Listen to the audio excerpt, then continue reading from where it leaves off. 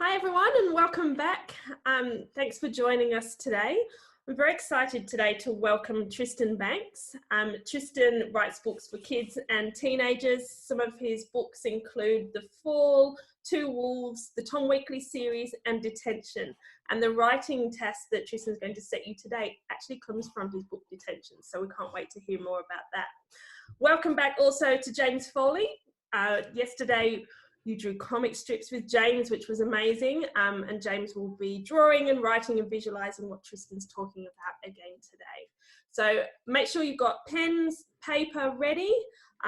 You can write along with Tristan, and then he's going to set you some challenges at the end. And like always, we want to see your work and see what you come up with. So Tristan, welcome. Hi, thanks a lot. What a great introduction. I wanted to give you a quiz before we get going. And it's a quiz from one of the Tom Weekly books. Would you rather eat 73 pieces of Vegemite on toast in one sitting, or leap from a 5-story building into a giant bowl of cornflakes and milk? And I'll just show you the illustration of the leaping from the 5-story building. So what do you reckon? Who'd put up your hand if you'd rather eat 73 pieces of Vegemite on toast in one sitting? And put up your hand if you would rather leap from a 5-story building into a giant bowl of cornflakes and milk. When I do this with people in sessions in a room, it's usually the cornflakes and milk is most popular. People don't like eating that much Vegemite on toast. Okay, I'm going to ask you, this is a tricky one. Would you rather have $100 in cash or $500 worth of cheese sticks? What do you reckon? Who would rather have the $100 in cash? Okay, and then who would rather have the $500 worth of cheese sticks? You know what? A lot of people say $100 in cash right up front, but if you could sell the cheese sticks even for half price and you could get $250, that would be pretty good. But then you'd have to kind of be advertising cheese sticks, and that'd be weird, and people might not like you anymore. Anyway, I'm going to ask you a gross one that I quite often don't do in schools because I'm scared that teachers will hate me and they'll never want to read any of my books. But I'm just going to put it out there on the interwebs today. Would you rather, and if you have a weak stomach, you shouldn't listen to this, would you rather eat a handful of sleep from a dog's eye or a handful of wax from a cat's ear? What do you reckon? I find that people would rather eat the dog stuff than the cat stuff, because the cats, anyway, that's the usual kind of approach. But today, the writing exercise that we're going to do is not from the Tom Weekly books. And there are lots of would you rathers in Tom Weekly, by the way, and you should probably make up your own to fill some of the time while you're off school. I'm going to do an exercise from my book, Detention. Detention is about a kid who escapes from an immigration detention centre early one morning. And the escape goes wrong. She's escaping with her family and about 50 other people. There are smoke bombs and an alarm goes up and people are tackled to the ground. Seema manages to get away over the motorway and through the bush, but her family don't get away with her. She hides out in a local school, and the school goes into lockdown because there's been this escape from the immigration detention centre. And during the lockdown, a kid finds her hiding in the school grounds, and he has to decide whether to dob her in and have her sent back into the immigration detention centre, or if he can possibly sort of help her get away. So it's like a big what would you rather? You know, would you rather do what is supposed to be legal and tell someone and have her sent back to this immigration detention centre? Or, you know, if you could, would you potentially break the law in order to help someone get away? So those would you rathers, they run through all of my writing. So we're going to do an exercise in a minute. I might just show you the book trailer. I like making videos for my books. And I'll just share my screen and I'll show you the video book trailer for Detention. Here it is.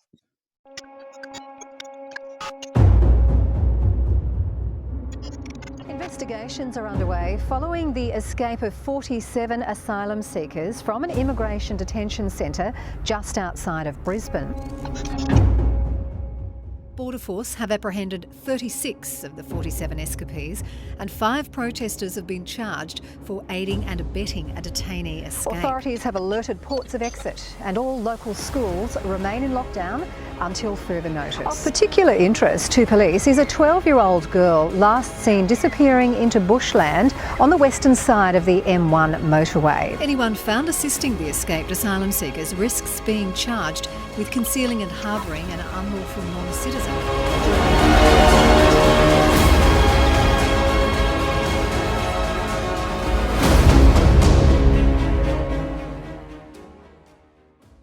There you go. I really like making videos about my books, and that particular video actually features my sister, who has been a newsreader for years. She's a journalist, and I wrote that little news story based on the events of the book, and then we went out and shot it one day, and an amazing guy called Michael Windle at Penguin put all the effects and things on it. But I really like a trailer that captures the tone and the feeling of a story. So what I thought I might do, I thought I might read you the first chapter of Detention, and then the exercise kind of follows on from that. We're going to get you doing some drawing and doing some writing. But here's the first chapter. Escape, 5:28 a.m. Seema watches the man carefully as he snips fence wires one by one. He's skinny, nervous, his shaved head slick with sweat and glowing silver in the moonlight. His tattooed hands squeeze the sharp cutters closed. The gap looks almost wide enough to get through now. Seema and her family are pressed to the rough, cold ground among about 50 others. They lie in the gap between 2 tall fences designed to keep them in. The outer fence is the only thing separating them from freedom now. They wait. They become very good at that. Seema hears a noise, the scuff of boot on gravel. She glances over her shoulder, through the inner fence and beneath the portable dormitory building to the path where a guard will walk by at any moment. Hurry, she thinks, urging the protester to work faster. She thinks his name is Ed, an Aussie guy. He's been camping outside the centre all week with the others. Snip. Dad rests his hand on Seema's back, his face crisscrossed with diamond fence shadows. I love you very much, he whispers. Remember, no matter what, you run. Don't stop till you get to the trees. The baby coughs quietly and Mum gently pats her back and soothes her. Shh, shh, shh. Layla is 2 months old.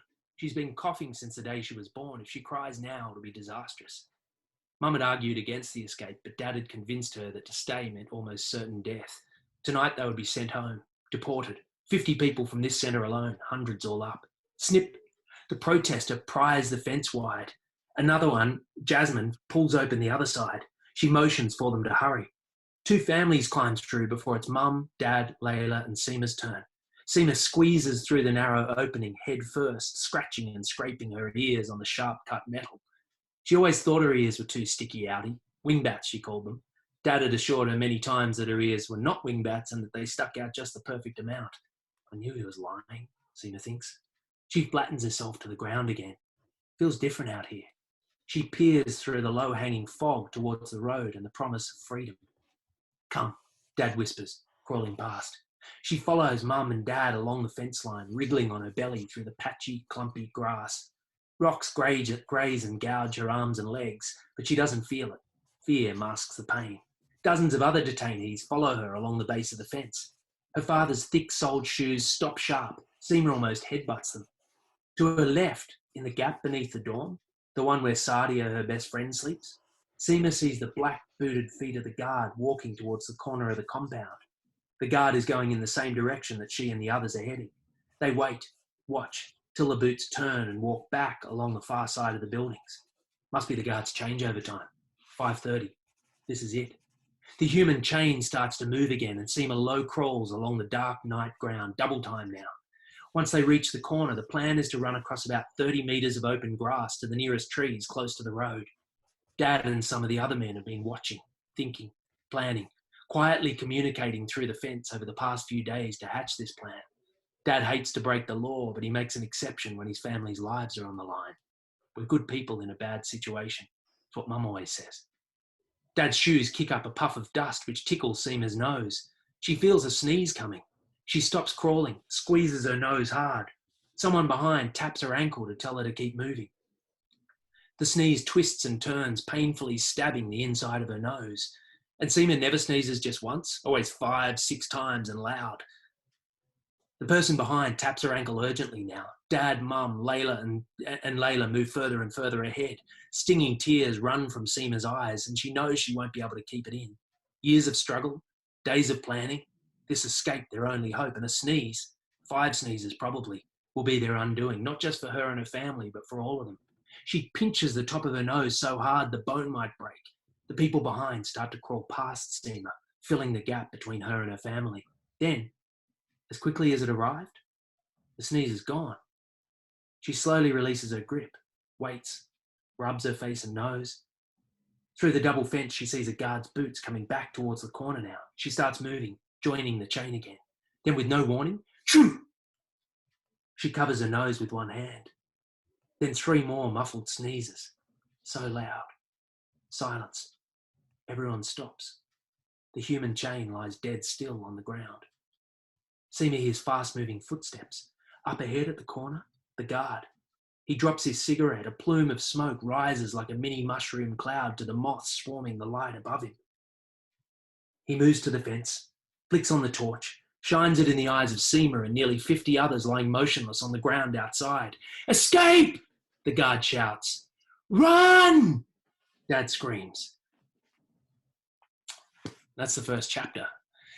So I sort of try with all of my books to kind of, hook you in at the end, leave something unsaid at the end of every chapter that will hopefully drive you on to the next chapter. One of the most important parts of that chapter is the place. And I haven't experienced anything like that. Seema and her family are from Afghanistan, and she's escaping this immigration detention centre that they've been locked up in.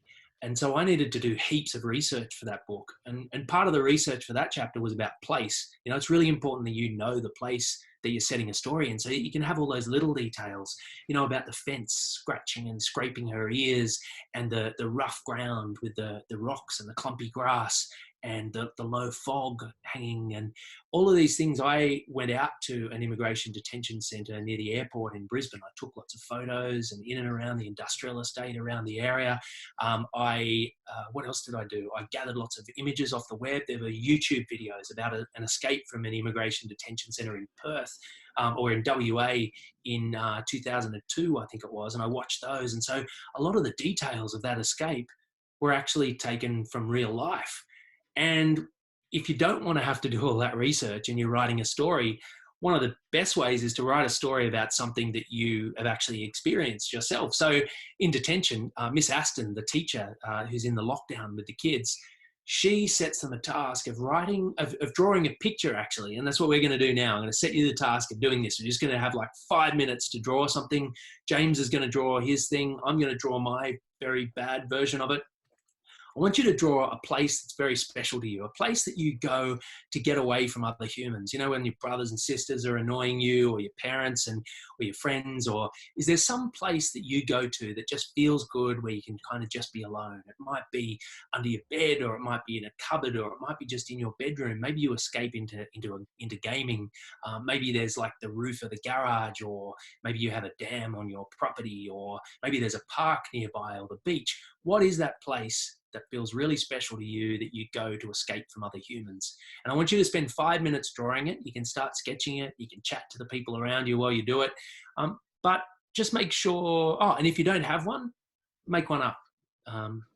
So I'm going to do it now. James is going to do his, whatever his special place to escape from the world is. I think James has young children, so he probably has several places that he likes to escape to. My favourite place to escape is just the bathroom with the door locked. Oh, really? There you go. The iPad and the laptop set up and or you're not. That's it. That's where I am right now. Really? That's absolutely disgusting. So place and detail is really important, and it's really good if you can write about a place that you know so well. You can know what it smells like and feels like and the textures. So go for it. Okay, I'm going to set the timer. On your marks, get set. You have 5 minutes and go.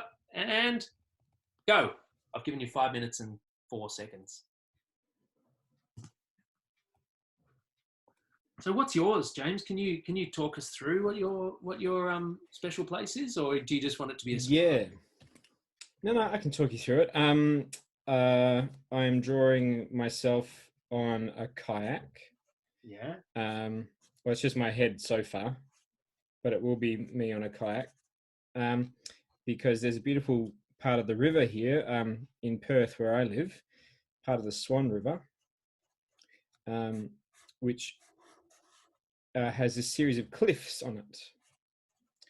And it's really beautiful to kayak past there. So I'll draw the kayak first, and then I'll attempt to draw the cliffs. I don't have a very fancy kayak or anything. Does it have a it's just a really... At the toilet that you escaped to? You a sort of toilet built into the bottom of the kayak, or? No, I try to be very clean and respectful around this place. It's probably my favorite place in the world. Apart from the toilet. One of two anyway. Let's put the cliffs down here, and I'll attempt to draw them. Now they're a bit tricky to draw. And there's little ravines and stuff in between some of the cliffs every now and then. In reality, there's like big rocks and stuff sticking out on the top of them. It's not really as even as all that. And there's caves underneath, some of them under the water, but some of them are sort of a bit more open, and you can actually climb up through the caves to get up, to climb up through and onto the tops of the cliffs. And on the top, there's lots and lots of beautiful bushland and gum trees and native birds. I'm just looking at my illustration coming together as yours does, and I think there's a clear reason why I write and you draw. It's kind of humiliating. But this is the thing, I reckon, in this kind of exercise, when you're drawing a place from your story, it doesn't matter if you totally stink at drawing and you're not the James Foley of the illustration world. It's for you. It's for yourself. You know, it's important that you yourself kind of feel the place. And once you've drawn it and you've seen it, I feel like you can write it much more realistically. So this place is called Janalup in the local Aboriginal language, in Noongar language. In English, it's called Blackwall Reach, but apparently it was a Aboriginal sacred site for women and kids. It was a place that they would go because there's some beautiful secluded beaches and things just down the end of where the cliffs are. Apparently it was a women's place, but you can kayak past there, and it's also kind of a teenager's place now. Lots of teenagers go to the tops of the cliffs to jump off. Huh. Can you tell me, is that a Janalup? Is that anything to do with Joondalup in near Perth? Same language. Yeah, lots of the Noongar place names end with up. Joondalup means, if I'm getting this right, place of long white hair, and it's related to a local story of a female spirit with long white hair who would catch children in her hair. Oh, okay. Huh. Yeah. That's kind of evocative, isn't it? The interesting thing is that I'm drawing a very, very bad version of a lake, because I've set this story. I was always fascinated when I was a kid. I would go to Jindabyne, a place in the Snowy Mountains in New South Wales on holiday. And I'm sorry if we're annoying everyone while you're trying to draw a picture, by the way. Chatting. No. You have 1 minute left, by the way. But and they buried the town beneath the lake, and I've always been fascinated by this. We go out on a boat, and the old Jindabyne is down at the bottom of the lake. You know, houses and roads and buildings, and I always sort of was fascinated by that. And I've always wanted to write a story set in on the lakeshore of a sunken town where the new town's being built, and that these mysteries and crimes and kind of issues they had in the past that sort of start to bubble to the surface, and that they have to come to terms with. And so I've drawn a very, very bad lake. But actually, because it used to be a place that I would love to go, but I actually went to Lake Joondalup, which is near, not too far from Perth, and I have lots of photos from that I use as reference points for this other book that I'm writing. So yeah, it was just interesting to me that you ended up drawing that. Yeah. I used to jump off these cliffs when I was a teenager as well. That was amazing fun, but I don't do that anymore. I've grown older and a bit wiser and slightly more mature. So now I just ride my kayak past. And sometimes my son is with me too. So sometimes he sits on the front of the kayak with his bucket hat, and looks up at everything. He looks a bit evil there. He's not meant to be. He's not an evil child. Not most of the time, anyway. So, so that's the 5 minutes, by the way, everyone. And I hope that you were able to concentrate while we were nattering away in the background. So you've got this drawing, and the next challenge that I want to set you is to do a 5 minute writing blast. I want you to see if you can describe that location. See if you can write now that you've got the picture, if you can write a description of that location. And then I'm going to set you a note, and you can do these tasks after the session, actually. Do a 5 minute writing blast describing that location. And then I want you to do one more 5 minute writing blast to try to set a story in that location. So you set the story up with all the details of the place, and then I want you to dive down. It could be based on something that actually happened to you in that place, or it could be based on something totally fictional, but it's set in this real place. And that merging and the mashing of fact and fiction is what I love to do in my stories. In something like Tom Weekly, the stories start off with something true, and then I weave in fictional elements. In something like Detention, it starts off with something fictional, and then I try to massage in parts of myself and honest, authentic elements that make the story feel real. So they're the two writing tasks I'm going to set you for after we finish up. See if you can do it. 5 minute description, 5 minutes setting a story there, and it's based on the thing that my teacher used to get me to do in 4th grade, which is write in my Anything Goes book. And I have my notebook here. Every morning, I did this morning.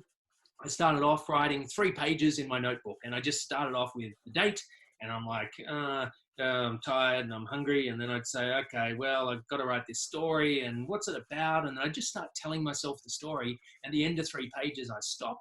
And it's the same thing with this 5 minute blast. I don't want you to be precious. I don't want you to worry about spelling or grammar or punctuation or anything. I just want you to dive down into it, see what happens. Doesn't matter if it's the worst piece of writing you've ever done. Just see, and later on you can decide if it's any good and if you want to continue it or not. So James is writing up your challenges for today. Thanks, James, for doing this with me. This was fun. No worries. Thanks, mate. Did I get these challenges right, though? Yeah. Number 1, draw a place that's special to you. Number 2, for 5 minutes, write a description of this place. Number 3, for 5 minutes, write a story set in this place. Is that correct? Perfect. And I'm going to ask you one more would you rather, James, and it's the gnarliest one that I have in the books. Would you rather stick a thumbtack under your toenail and kick a concrete wall, or have paper cuts all over your body and dive into a pool of lemon juice? I think just kicking a concrete wall, even without the thumbtack, would still be pretty painful, but not as painful as the lemon juice. Oh, really? Okay, so you're a lemon juice guy. I don't like anything to do with feet and toes and bad things happening to them. So I would have to do the lemon juice thing. So maybe we should do that for a video. I could give you paper cuts all over your body and you could dive in, and I could do the thumbtack thing. What do you think? I think, yeah, pain challenge. Australian Authors Pain Challenge. That's our next video. So tune in next week. Look, I hope you enjoyed the chapter and the reading, and I hope that this gives you some ideas just of how to vary up your writing, because writing is hard, but it doesn't have to be. And if you do things like drawing your location, or gathering together pictures, or going out on a mission and taking photos, or going to Google Maps Street View and gathering together pictures of a particular place, if you can evoke that place, if you can put us right in the middle of it, even you don't have to do heaps of detail, but if you can put us right in the middle of it, you know, as readers, we love it, and it feels like we're inside the story. So thanks a lot to everyone. Thanks to James. Thanks to Little Scribe. And I hope you'll check out their program, because it's really cool. This co-author thing is something fun that I'm really looking forward to diving into. Okay, see you later. Tristan, now, before you go, so over the last 2 weeks, we've been setting a challenge to the kids watching and to the Little Scribe team to extend the audience of who reads your writing. So I'd like to ask you, Tristan, if anybody in the world could read your writing, read one of your books, who would you choose? Who would you love to be your audience? Oh, that is tough. I think I could come up with someone famous, or a writer, or whatever. But I actually think that audience of, like, you know, for the novels, like 10 and up year olds, like 10 to 14 year olds, I kind of loved being that age, and I remember it really vividly. I had great teachers at that age. You feel you're kind of old enough to make your own decisions, but you're free. You're totally free of mind. I loved being that age. So I actually really like kids of that age reading the books. I'm happy with them reading them. I don't need the Dalai Lama to read the book in order to feel good about it. Okay, good answer. Thank you. So there are your challenges, 4 challenges. Remember, you can upload your pictures, your descriptions, who your audience is, to the Facebook page. Tristan and James might even jump on and have a look at some of your work, so please do that. Yeah, I will, for sure. Yes. Now, tomorrow we have our final author session with Wendy Orr. Now, Wendy wrote Nim's Island and Nim at Sea. One of my favourite books, and one that I love to teach to kids. So I'm really excited about chatting with Wendy tomorrow. And Wendy did point out to me that Nim is the original homeschooler. She was left on an island and had to discover and learn for herself. So we'll meet Wendy tomorrow, so hopefully you can join us. Now, James, here's your challenge, to draw Wendy. Oh dear. Let's have a look. And remember also, everyone watching, that we'd love you to upload your drawings of yourself as an author. Let's have a look. That really does look like Wendy. That is a lot like Wendy Orr. Like, even if you hadn't said that, I would know that that was Wendy Orr. Yeah, absolutely. Perfect. You'll love that.